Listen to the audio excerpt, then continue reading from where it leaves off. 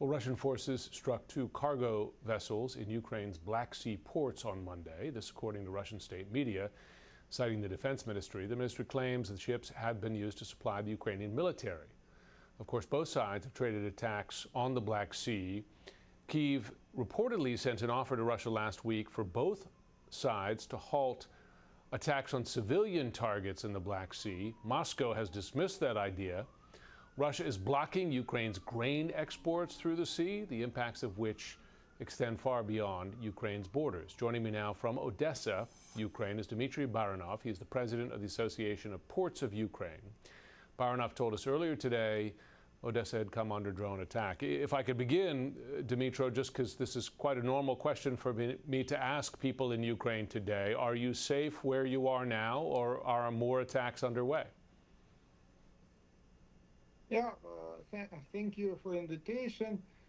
We are lucky that a couple minutes ago the alert is stopped.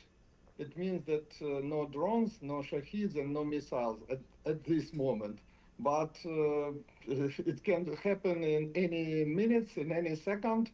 Right now I'm in my apartment and join your broadcast.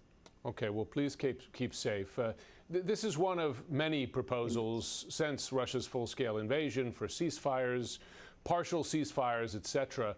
Moscow has rejected this latest one regarding civilian shipping in the Black Sea, calling it a half measure.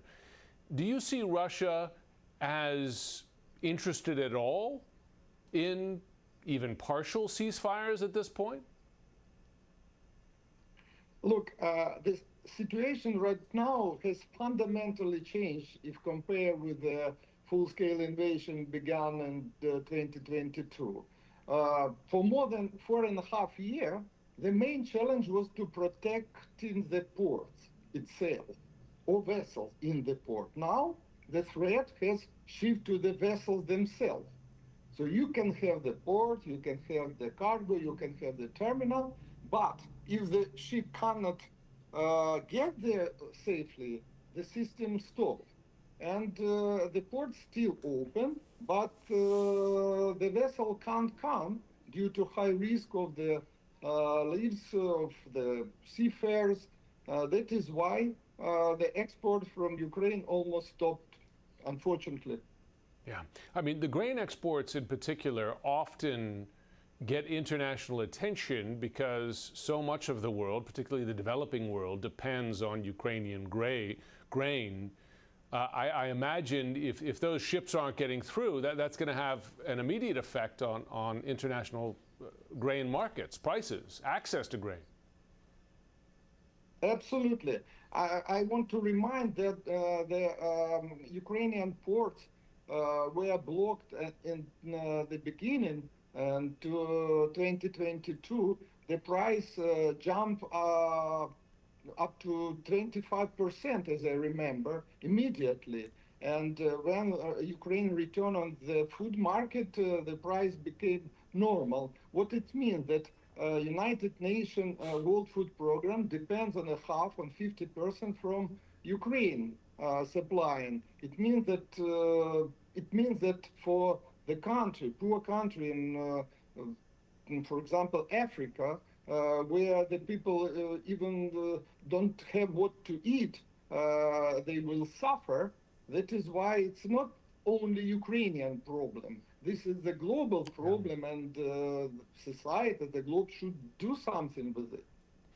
There was a time in this war when Ukraine had effectively neutralized Russia's Black Sea fleet and that shipping was beginning to go through again with some regularity. Now, this year you have more than 70 attacks on merchant vessels so far this year, this according to Ukrainian authorities. Is this, in effect, a new front in the war? I mean, we're seeing missile attacks on Kyiv, of course, attacks on infrastructure across the country. Do you see an escalation in attacks on shipping as part of a broader escalation in the war? Yeah, I see it. Everybody see it, that they change their tactic. They are hunting for civil vessels with under foreign flag, with seafarers, citizens of foreign countries, and it's poor hunting. And could you imagine that right now dozens of vessels, merchant vessel, drifting after the such damage and abandoned, and it's not only even a military situation or commercial situation, it's a high environmental risk. With they have the rest with the fuel or hazardous cargo, so it's a disaster. It's an environmental disaster waiting to happen. Is there any defense against these new attacks on commercial shipping? I mean, we've seen Ukraine innovate, right, at so many stages of this war. Is there any new potential defense to protect ships from these kinds of Russian attacks? Unfortunately, I don't see it.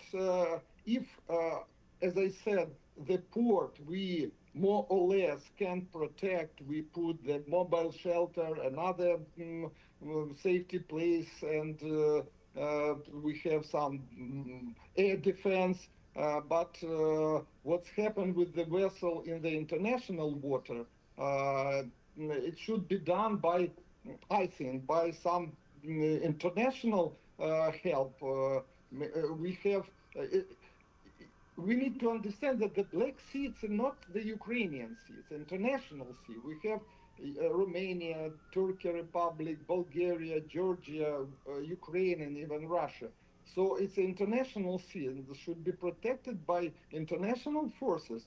If we step back to Persian Gulf or Hormuz Strait, immediately U.S. aircraft, British submarine came and solved this problem. But now we have 4.5 years, more than 4.5 years, one by one with